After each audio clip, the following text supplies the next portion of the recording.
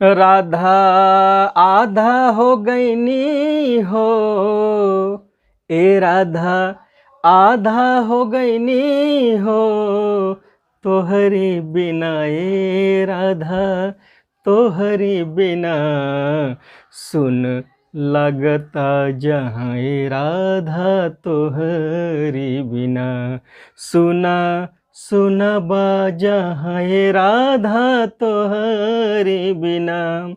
राधा आधा हो गईनी हो, ए राधा आधा हो गईनी हो, तोहरी बिना ए राधा तोहरी बिना सुन लगता जहाँ ए राधा तोहरी बिना सुन लगता जहाँ ए राधा तोहरे बिना। दिन रात रहत रहलू तू हमरा संग में, झूला झुलाई तोहके हम मधुबन में। दिन रात रहत रहलू तू हमरा संग में, आ झूला झुलाई तोहके हम मधुबन में। मीठी मीठी बतिया तोहार, अरे मीठी मीठी बतिया तोहार याद आवेला ए राधा याद आवेला। सुन सुना लगेला राधा तोहरी बिना सुन लगता जहाँ ए राधा तोहरी बिना। जहिया से छोड़ के हम जहिया से छोड़ के मथुरा में हम आईनी, मनवा बेचैन भइल आधा हम भइनी। जहिया से छोड़ के तोहके मथुरा में आईनी, आ मनवा बेचैन भइल आधा हम भइनी।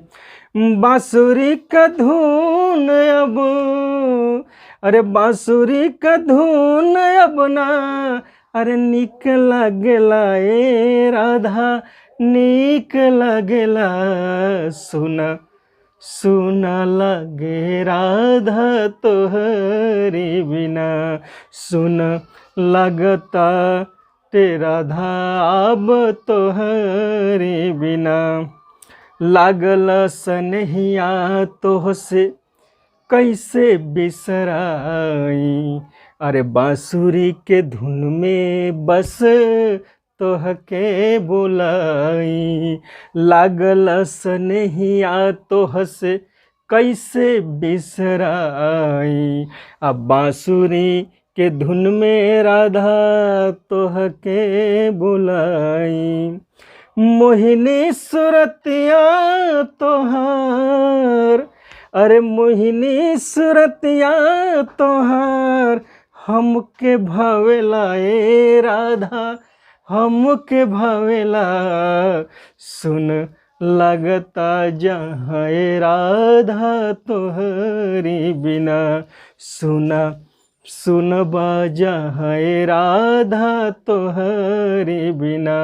राधा आधा हो गईनी हो, ए राधा अरे आधा हो गईनी हो, तोहरी बिना ए राधा तोहरी बिना।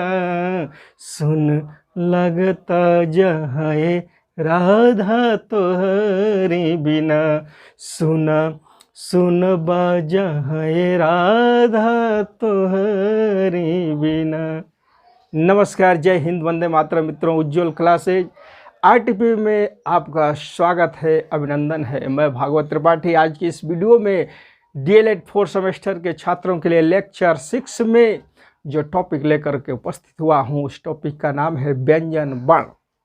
हम आज इस वीडियो में व्यंजन वर्ण के बारे में पढ़ेंगे। व्यंजन वर्ण के प्रकार कितने होते हैं, व्यंजन किसे कहते हैं। आइए हम लोग अब वीडियो को स्टार्ट करते हैं, लेकिन इससे पूर्व मैं आप लोगों से एक रिक्वेस्ट करूंगा कि हमारे इस वीडियो के माध्यम से जो भी मैं वीडियो आपको भेज रहा हूँ, आप लोगों तक पहुँचा रहा हूँ, तो ये वीडियो आपको कैसा लग रहा है कमेंट के माध्यम से हमें अवश्य बताएं। और हमारे चैनल उज्ज्वल क्लास RTP को जो भी छात्र अभी नए हैं, नए रूप में देख रहे हैं, तो हमारे चैनल को सब्सक्राइब करके बेल आइकन दबा दें, ताकि जो भी हम वीडियो बनाते हैं उसका नोटिफिकेशन सर्वप्रथम सबसे पहले आपके पास पहुंच जाए। तो आइए मित्रों, हम लोग इस वीडियो में व्यंजन वर्णों के बारे में पढ़ते हैं। देखिए, व्यंजन जो वर्ण है, व्यंजन किसे कहते हैं? तो स्वरों की सहायता से, स्वरों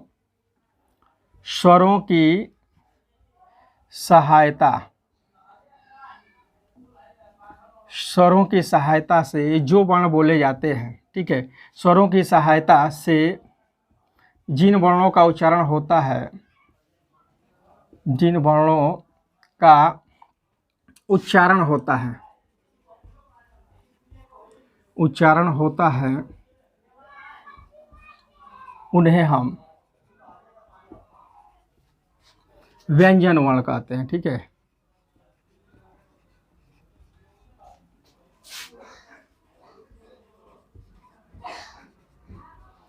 देखिए ये व्यंजन की परिभाषा हो गई। व्यंजन किसे कहते हैं या व्यंजन वर्ण किसे कहते हैं? तो स्वरों की सहायता से जिन वर्णों का उच्चारण होता है उसे ही हम व्यंजन वर्ण कहते हैं। क्योंकि जितने भी व्यंजन वर्ण हैं, इन व्यंजन वर्णों में आप देखेंगे स्वरों की सहायता से जिन वर्णों का उच्चारण होता है या जिन वर्णों को उच्चारण हम करते हैं उन्हें हम क्या कहते हैं? व्यंजन वर्ण कहते हैं।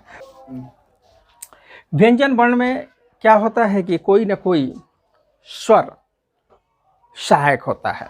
जैसे मान लीजिए कि आप क बोल रहे हैं, तो क में देखिए कौन सी ध्वनि आ रही? अ। ठीक है, उसी तरह से च बोलेंगे तो च में क्या है? अ छुपा हुआ है। का बोलेंगे तो का ऐसे कर लें का, तो क प्लस आ हो जाएगा। ठीक है, क प्लस आ। तो यहाँ पे ये है कि स्वरों की सहायता से, ये क्या है? स्वर है। इनकी सहायता से जिन वर्णों का उच्चारण होता है इसे क्या कहेंगे? व्यंजन कहेंगे। ठीक है, और इन व्यंजन वर्णों को बोलने में, इन व्यंजन वर्णों का जब भी हम उच्चारण करते हैं तो हमारी जो जीवा है, हमारे मुख के अंतर्गत जो अवयव हैं, अंग हैं, उन अंगों को क्या करती है कि स्पर्श करती है। कहीं ना कहीं से हमारे अंगों को हमारी जीवा क्या करती है? स्पर्श करती है। तो ये जितने भी वर्ण हैं, यह वर्ण जब भी हमारे मुख से निष्कासित होते हैं तो किसी न किसी अवयवों को, अंगों को हमारी जीवा जो है स्पर्श करती हुई बाहर निकालती है। हमारे मुख में जैसे क ख ऐसे बोल रहे हैं तो वायु निकल रहा है, वायु के साथ साथ इन वर्णों का भी उच्चारण हो रहा है। ये वायु वर्ण जो है निष्कासित हो रहे हैं। और जो स्वर होता है, स्वर, जैसे स्वरों की संख्या हिंदी में बताई गई है 13, अ से अ तक 11 होते हैं, लेकिन लेखन के आधार पर अंग आ दो वाह वर्णों को जोड़ेंगे तो 13 हो जाएगा। तो ये जो अ से अ तक के जो वर्ण हैं जिनकी संख्या 11 बताई गई है, यह स्वर क्या होते हैं? अपने आप में पूर्णतः स्वतंत्र होते हैं। वह किसी का सहायता नहीं लेते, किसी का सहयोग नहीं लेते हैं। लेकिन जो व्यंजन वर्ण है, यह व्यंजन वर्ण स्वरों की सहायता से बोले जाते हैं। तो इस तरह से आप व्यंजन वर्णों की परिभाषा आप जाने। अब जो है यह व्यंजन वर्ण के बारे में आपको पढ़ना है, तो माहेश्वर सूत्र के आधार पर आप लोगों को मैंने पहले ही बताए हुए हैं कि 33 व्यंजन वर्ण होते हैं। और जो स्वरों की संख्या है संस्कृत में, तो वह जो है आपको 2 अतिरिक्त, अर्थात हिंदी से 2 अतिरिक्त अर्थात 13 स्वर वर्ण होते हैं। तो व्यंजन वर्णों को माहेश्वर सूत्र के आधार पर जो है 33 प्रकार के बताया गया है, 33 भागों में बांटा गया है। तो व्यंजन वर्ण जो होते हैं वह कितने प्रकार के होते हैं आइए देखेंगे। व्यंजन वर्णों के प्रकार,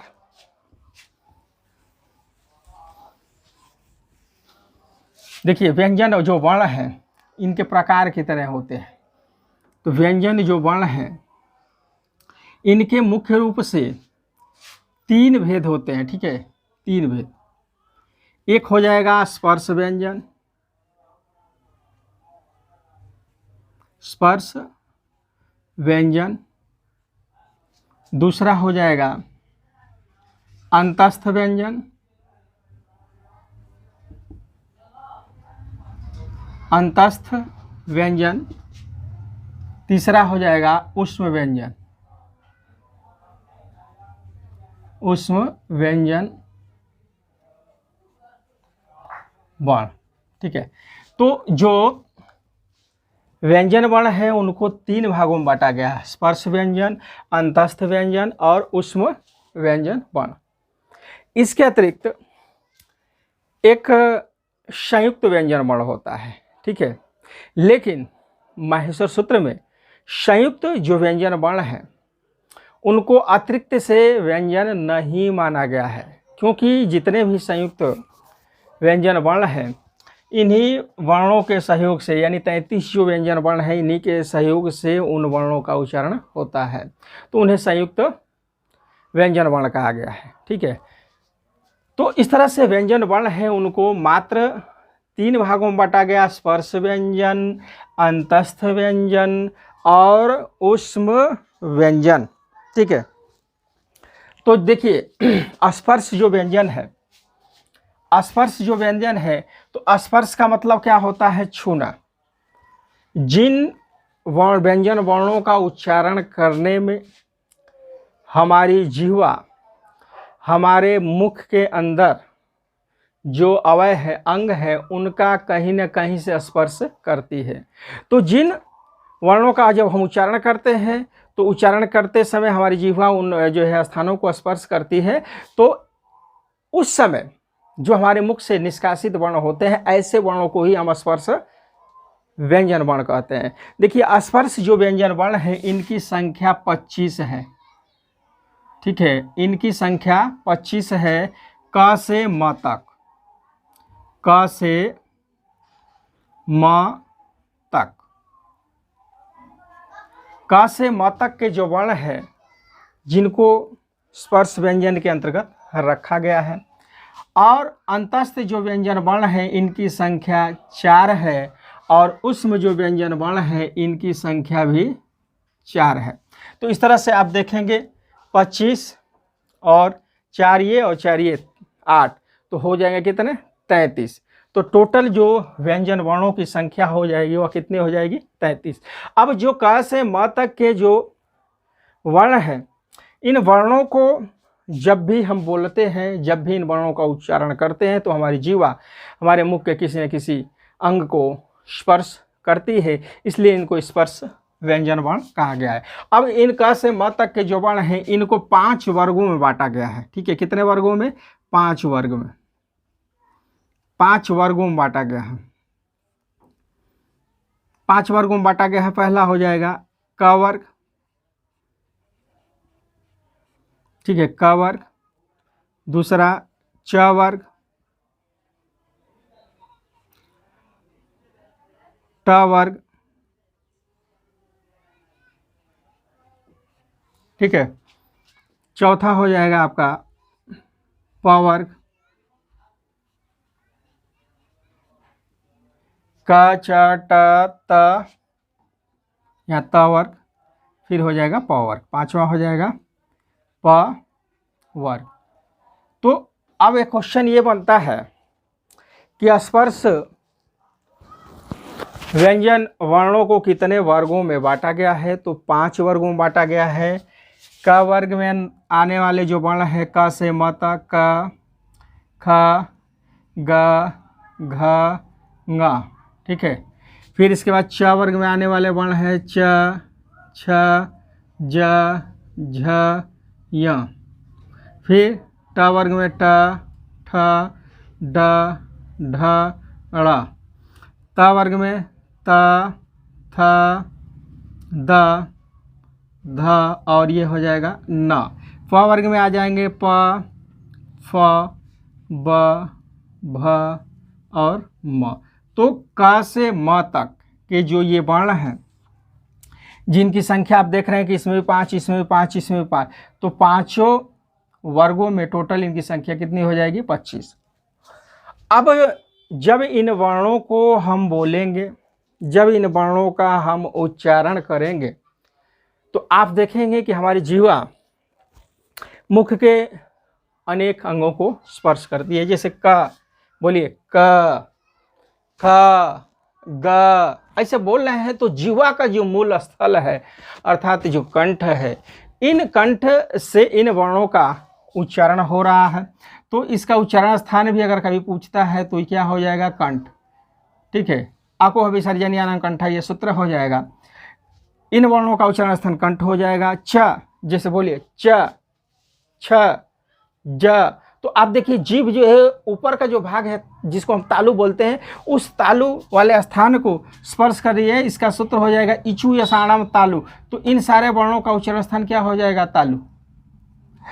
ठीक है, इसके बाद ट वर्ग, तो बोलिए ट, ठ, ड। देखिए जीभ एकदम उठ करके तालु के ऊपर जो खुरदरा जो भाग है उस लाइनिंग को वह टच कर रही है, छू रही है, तो उसको बोलते हैं मूर्धा। तो इसका उच्चारण स्थान क्या हो जाएगा, मूर्धा।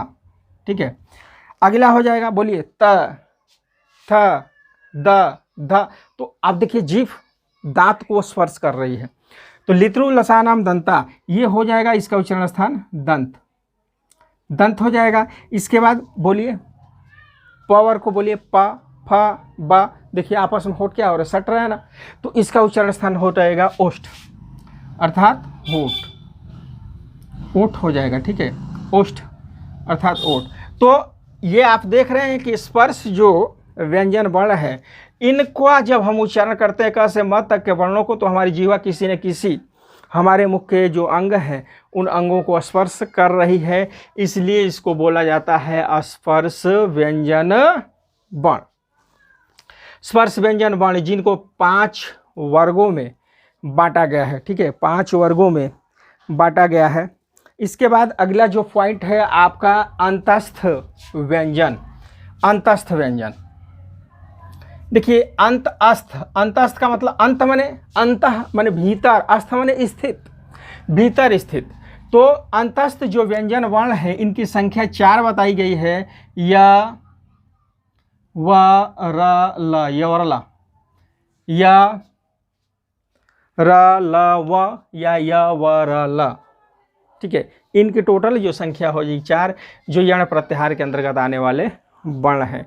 यवरला यण प्रत्याहार में आने वाले वर्ण हैं और इनको अंतस्थ व्यंजन वर्ण कहा गया है, क्योंकि इन वर्णों का उच्चारण जब भी हम करते हैं तो इन वर्णों का जब उच्चारण करते हैं तो हमारी जो जिह्वा है, हमारे मुख के अंतर्गत जो स्थित अंग है, उनको आधा स्पर्श करती है, अर्थात पूरा स्पर्श नहीं करती है, अपूर्ण स्पर्श करती है। तो अपूर्ण स्पर्श करने के बाद ये जो है वर्ण जो है निष्कासित होते हैं, इनका उच्चारण किया जाता है। इसलिए इन वर्णों को अर्ध स्वर भी कहा गया है, अर्ध स्वर वर्ण भी कहा गया है। अर्ध स्वर वर्णों की संख्या संस्कृत में कितनी होती है, 4 होती है। अर्ध स्वर वर्णों की संख्या 4 है, य, व, र, ल। तो इनको अर्ध स्वर भी कहा गया है। लेकिन अगर हिंदी में आता है कि अर्ध स्वरों की संख्या कितनी है, तो सिर्फ और सिर्फ 2 है, य, व।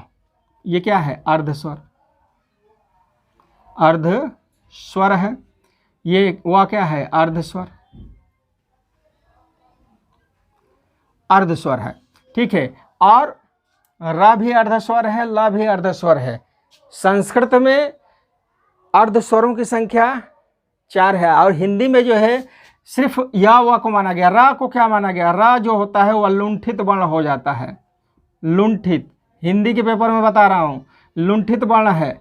और ये आपका ल पार्श्विक वर्ण इसको कहा गया है, ये पार्श्विक वर्ण है।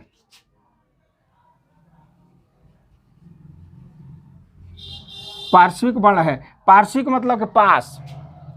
इन वर्णों का जब हम उच्चारण करते हैं तो हमारी जीवा के पास से जो है वायु बाहर निकलती है, तो इसलिए इनको पार्श्विक वर्ण बोला गया है। अर्ध स्वर 2 हो जाएंगे और लुंठित वर्ण र हो जाएगा, पार्श्विक वर्ण ल हो जाएगा। तो इस तरह से ये जो वर्ण है य और ल, इनको अंतस्थ व्यंजन वर्ण कहा गया है। या बोलेंगे या, तो इसको इसमें आप देखिए ई प्लस य, या, वा, वा, तो ऊ, इसमें देखिए ऊ सहयोग कर रहा है, ऊ प्लस वा। रा बोलिए, रा, रा बोलेंगे तो री, ठीक है। उआ ये बोलेंगे उआ, या री तो री बोलेंगे, तो री प्लस रा से री बना है। फिर ली, ली, ली से ली, ला, ला बोलेंगे तो ला प्लस आ इसमें छुपा हुआ है। तो इस तरह से आप देखेंगे कि इसमें एक स्वर भी है, व्यंजन भी है, स्वर भी है, व्यंजन भी है, इसलिए इसको अर्ध स्वर भी कहा गया है, ठीक है।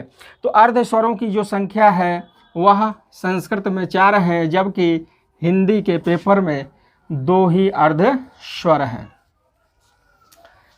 तो अर्ध स्वर यवरला, और अगला पॉइंट जो है वह ऊष्म व्यंजन वर्ण है, ठीक है। ऊष्म व्यंजन वर्ण जिन वर्णों को बोलते समय मुख में हवा रगड़ खाकर उष्मा, ठीक है, उष्मा गर्म होकर बाहर निकलती है। जिन व्यंजन वर्णों का हम उच्चारण करते हैं तो हमारे मुख में जो वायु है रगड़ खाकर बाहर निकलती है, तो रगड़ खाकर जब बाहर निकलती है तो उस समय जिन वर्णों का उच्चारण होता है उसे जो है उसमें व्यंजन वर्ण कहा गया है, जिनकी संख्या 4 है। स, स, स, ह, स, स, स, ह, स, स, श, ह। तो ये जो वर्ण है स, स, स, ह, इनको ऊष्म व्यंजन वर्ण कहा गया है। और इन वर्णों का जब हम उच्चारण करते हैं तो हमारे मुंह में आप देखेंगे कि वायु यह रगड़ खाकर बाहर निकलती है, अर्थात एक उष्मा उत्पन्न होता है, एक गर्मी उत्पन्न होता है। तो इन वर्णों को हम जो है ऊष्म व्यंजन वर्ण कहते हैं, जिनकी संख्या आपको बताई गई है 4, ठीक है, 4 बताई गई है। यहाँ यवरला को आप बता ही दिए हैं, य, र, ल, व, इनकी संख्या 4 है। अब थोड़ा सा हम उच्चारण स्थान देख लेते हैं इनका। यहाँ के उच्चारण स्थान को हमने बता दिया है। या का उच्चारण स्थान क्या है, रा का उच्चारण स्थान क्या है, ल का, व का, ठीक है। या का उच्चारण स्थान तो इचू यसाणाम तालु, इचू यसाणाम तालु, तो या का उच्चारण स्थान क्या हो जाएगा, तालु, ठीक है। रा का उच्चारण ऋतु रसाणाम मूर्धा, ऋतु रसाणाम मूर्धा, ये सूत्र है, ऋतु रसाणाम मूर्धा, तो र का उच्चारण स्थान हो जाएगा मूर्धा, मूर्धा हो जाएगा। ऋतु लसानाम दंता, ल का जो उच्चारण स्थान हो जाएगा दंत हो जाएगा, ठीक है, ऋतु लसानाम दंता। फिर वकार हो दंतोष्ठ, व का उच्चारण स्थान दंतोष्ठ, दंतोष्ठ, ठीक है, दांत प्लस होठ ये दोनों जो है सहयोग कर रहे हैं, तो व का उच्चारण स्थान दंतोष्ठ, य का तालु, र का मूर्धा, ल का दंत और व का होष्ठ। तो वर्ण का उच्चारण स्थान भी आप जानेंगे, मोस्ट इंपॉर्टेंट है वर्णों का उच्चारण स्थान। अब यहाँ पे आप देखेंगे इसमें 3 स दिखाई दे रहा है, तीनों स मोस्ट इंपॉर्टेंट है। इनका उच्चारण स्थान पूछ लिया जाए कि इस स का उच्चारण स्थान क्या है, इस स का उच्चारण स्थान, इस स का और इस स का उच्चारण स्थान क्या है। अब देखिए इस स को क्या बोला गया है, इस स को बोला गया है तालवी स, क्योंकि इसका उच्चारण स्थान क्या है, तालु, ठीक है, इसका उच्चारण स्थान तालु है। इचू यसाणाम तालु, इचू यसाणाम तालु। फिर ऋतु रसाणाम मूर्धा, ये जो स आ रहा है मूर्धा में आएगा, इसका उच्चारण, इसको बोलते हैं मूर्धान्नी सा, ठीक है, क्योंकि इसका उच्चारण स्थान मूर्धा है। इसको बोलते हैं दंत सा, इसको बोलते हैं दंत सा। ऋतु लसानाम दंता, इसको बोलेंगे दंत, तो इसका उच्चारण स्थान हो जाएगा दंत। फिर ये ह जो होगा तो ह ऐसा बोल रहे हैं, तो ये जो कंठ है यहाँ से इन वर्णों का उच्चारण हो रहा है, तो अकोह विसर्जनीय नाम कंठा, तो इसका जो उच्चारण स्थान हो जाएगा कंठ हो जाएगा। तो इस तरह से वर्णों का उच्चारण स्थान भी आप ज्ञान प्राप्त करेंगे।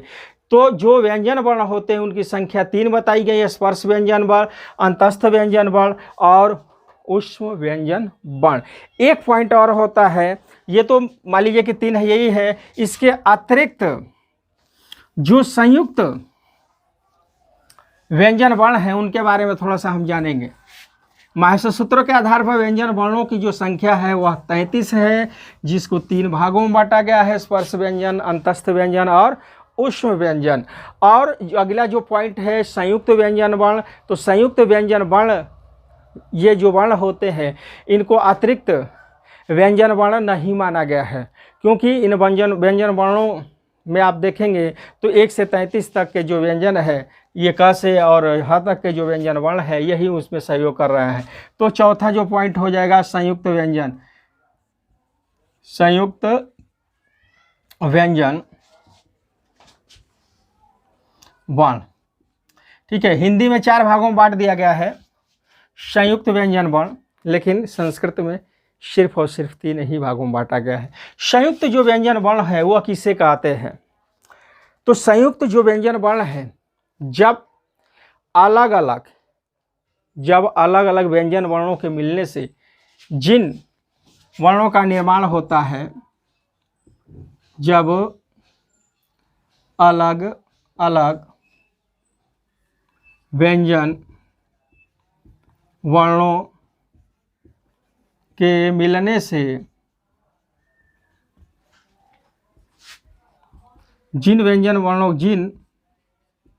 जब अलग अलग व्यंजन वर्णों के मिलने से जिन वर्णों का उच्चारण होता है उन्हें व्यंजन वर्ण कहते हैं। जिन वर्णों का उच्चारण होता है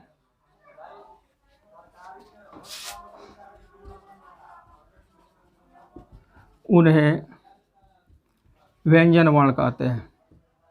कौन सा व्यंजन वर्ण? संयुक्त व्यंजन वर्ण। संयुक्त व्यंजन वर्ण। देखिए, संयुक्त जो व्यंजन होता है, संयुक्त व्यंजन वर्ण जिनकी संख्या 4 बताई गई है। 4 कौन कौन से है? छ, त्र, ज्ञ, स्र।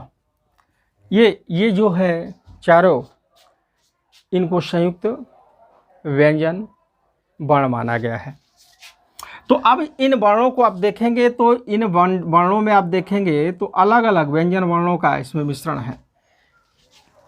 जैसे कक्षा, तो क प्लस स से मिलकर बना है, क प्लस स, इनके योग से बना है कक्षा। ठीक है, ये बना है कक्षा। ये जो है त, तो त प्लस र के योग से बना है क्या? त्र। उसी तरह ज्ञ जो है तो ये होगा ज प्लस य से मिलकर बना है ज्ञ। और श्र जो बना है श्र, तो श प्लस र के योग से मिलकर बना है श्र। तो ये जो है आप देखेंगे कि जब अलग अलग व्यंजन, यहाँ पे देखिए अलग अलग, का अलग है, स अलग है, त अलग है, र अलग है, ज अलग है, यहाँ अलग है, स अलग है, र अलग है। तो जब अलग अलग व्यंजन वर्णों के मिलने से जिन व्यंजन वर्णों का निर्माण होता है उसे ही संयुक्त व्यंजन वर्ण कहते हैं। इसके अतिरिक्त भी बहुत सारे संयुक्त व्यंजन वर्ण हो जाएंगे। जैसे मान लीजिए कभी कभी ये होता है वेल, तो ह में क्या है? वह है। ठीक है, प्रा, ये भी क्या है? संयुक्त व्यंजन। प में क्या है? र छुपा हुआ है। ये ऐसे करके चिन्ह ऐसे न बना दिया जाता है, तो ये भी क्या है? संयुक्त व्यंजन वर्ण है। ये भी संयुक्त व्यंजन वर्ण हो जाएगा। दद्ध, इस तरह से होता है दद्ध। ठीक है, तो ये भी आपका क्या हो जाएगा? संयुक्त व्यंजन वर्ण। तो इसमें आप देखेंगे कि इसमें व छुपा हुआ है, इसमें र छुपा हुआ है, इसमें न है, ध। तो जो इसमें आपको आधा दिखाई दे रहा है ना, जो इसमें आपको आधा दिखाई दे रहा है वही अपने आप में क्या है? पूर्ण। जैसे यहाँ प्र, तो प्र, तो ये प प्लस र पूर्ण हो जाएगा। हवा, तो ह प्लस व ये पूर्ण होगा। ठीक है, हन, तो ह आधा हो जाएगा और न पूरा हो जाएगा। फिर दद्ध, तो द आपका आधा है और ध क्या है? पूरा है। तो ये भी संयुक्त व्यंजन वर्ण है। इनका भी प्रयोग कहीं ना कहीं किया जाता है, इनका भी कहीं ना कहीं प्रयोग किया जाता है। लेकिन मूल रूप से जो संयुक्त व्यंजन वर्ण है जिनकी संख्या आपको 4 बताई गई। तो इस तरह से आप लोगों ने व्यंजन वर्णों के प्रकार के बारे में जाना। इसके अतिरिक्त एक पॉइंट आपको मैं बता दे रहा हूँ, वर्ण संयोजन किसे कहते हैं? मोस्ट इंपॉर्टेंट, वर्ण संयोजन।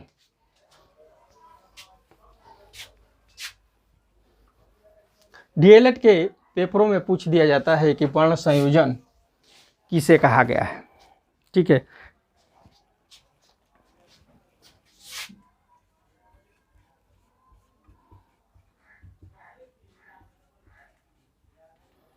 वर्ण संयोजन पहला पॉइंट, और दूसरा हो जाएगा वर्ण विन्यास।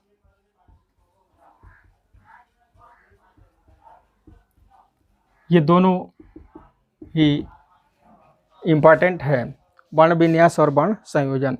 तो देखिए, वर्ण संयोजन किसे कहते हैं? स्वर और व्यंजन वर्णों के योग को, स्वर और व्यंजन वर्णों के योग को ही वर्ण संयोजन कहते हैं।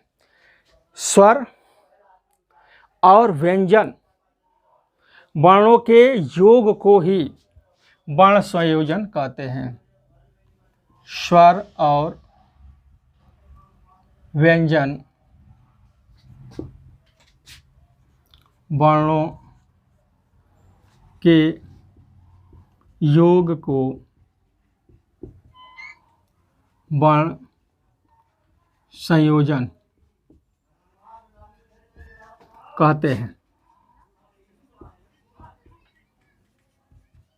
ठीक है, स्वर और व्यंजन वर्णों के योग को ही वर्ण संयोजन कहते हैं। इनके द्वारा ही शब्दों का निर्माण होता है। ठीक है, इनके ही द्वारा क्या होता है? शब्दों का निर्माण होता है। इनके द्वारा शब्दों का निर्माण होता है।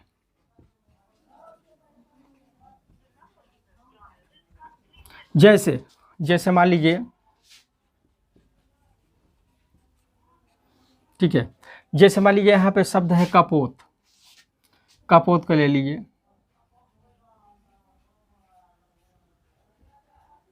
ये शब्द है कपोत।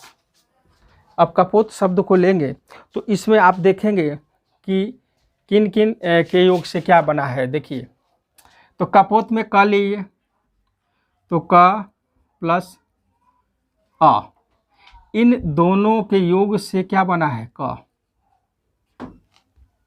प्लस पोत, तो प प्लस ओ से क्या बना है? पो। ठीक, तह, तह, तो यहाँ पे देखेंगे त प्लस आह, इन दोनों के योग से क्या बना है? तह। तो इस तरह से आप देखेंगे कि स्वर और व्यंजन वर्णों, स्वर और व्यंजन वर्णों के योग से वर्ण जो है योग से, योग को ही वर्ण संयोजन कहते हैं। तो यहाँ पे आप देख रहे हैं कि स्वर और व्यंजन का योग हो रहा है तो क बना है, स्वर और व्यंजन का योग हो रहा है तो पो बना है। तो इस तरह से इससे शब्दों का निर्माण होगा। तो यहाँ पे देखेंगे क प्लस पो प्लस तह बराबर क्या हो जाएगा? क पो तह। इसी तरह से अनेकों शब्द जो है बनाए जाते हैं। तो स्वर और व्यंजन वर्णों के योग को ही वर्ण संयोजन कहते हैं। इनके द्वारा ही शब्दों का निर्माण होता है। एक और शब्द लेंगे, बालक शब्द को ले लीजिए। बालक शब्द का वर्ण संयोजन कीजिए। ठीक है, बालक शब्द का वर्ण संयोजन करना है आपको। बालक यहाँ शब्द लिख दे रहे हैं, बालक, इसका वर्ण संयोजन कीजिए।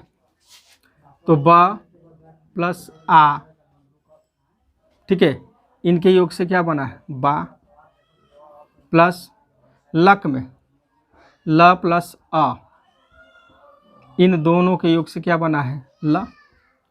फिर इसके बाद का प्लस आ से बना है कह। ठीक है, तो यहाँ पे आप देखेंगे बा प्लस ल प्लस कह बराबर ये हो जाएगा बाल कह। तो इस तरह से आपको पूर्णतः समझ में आ गया होगा कि वर्ण संयोजन किसे कहते हैं। अगला जो पॉइंट है वह है वर्ण विन्यास। ठीक है, वर्ण विन्यास। अब वर्ण विन्यास किसे कहते हैं?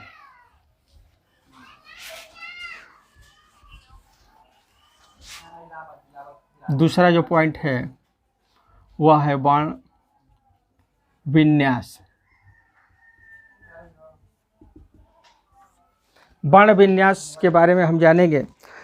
किसी शब्द के स्वर और व्यंजन वर्णों को अलग करने की जो क्रिया है, अलग करने की जो विधि है, उसे ही वर्ण विन्यास कहते हैं। किसी स्वर या व्यंजन वर्ण को अलग करने की विधि या क्रिया विधि को ही वर्ण संयोजन कहते हैं। वर्ण संयोजन, वर्ण विन्यास कहते हैं। ठीक है, सॉरी, वर्ण विन्यास कहते हैं। ठीक है, किसी शब्द के स्वर और व्यंजन वर्णों को अलग करने की क्रिया को ही वर्ण विन्यास क्या कहा जाता है, वर्ण विन्यास कहते हैं। अब यहाँ पे उदाहरण के माध्यम से समझेंगे। जैसे मान लीजिए कि शब्द है बालह, ये हो गया, वो इसी तरह बिल्कुल ही बालह।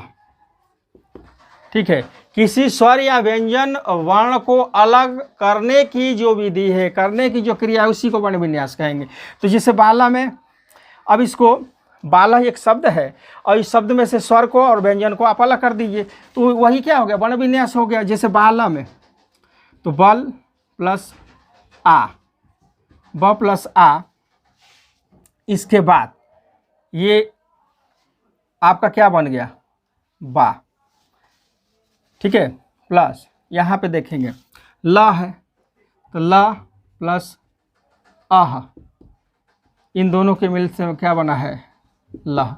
तो इसको, ये जो पॉइंट है, इसी को वर्ण विन्यास कहेंगे। किसी शब्द के स्वर और व्यंजन, ठीक है, व्यंजन और स्वर और व्यंजन वर्णों को जब अलग अलग करते हैं, अलग अलग करने की जो क्रिया है, उसी को ही हम क्या कहेंगे, वर्ण विन्यास कहेंगे। तो ये हो गया वर्ण विन्यास, और ये क्या हो गया, शब्द हो गया। ये हो गया आपका शब्द, और इस के माध्यम से जब इसको हम करेंगे, अलग अलग करेंगे, तो उसी को ही हम वर्ण विन्यास कहते हैं। ठीक है, तो ये होगा आपका वर्ण विन्यास हो जाएगा। ठीक है, अगला जो पॉइंट हो जाएगा वह, जैसे एक और शब्द ले लेंगे, मुनि शब्द है। मुनि को आप अलग अलग करिए ना, मुनि शब्द को ले लीजिए। ठीक है, मुनि शब्द, तो मुनि शब्द में म प्लस उ, ठीक है, म प्लस उ, ये दोनों हो गया।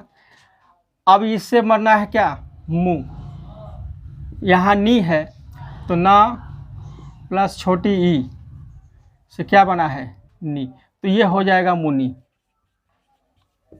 इसी को हम बोलते हैं वर्ण विन्यास।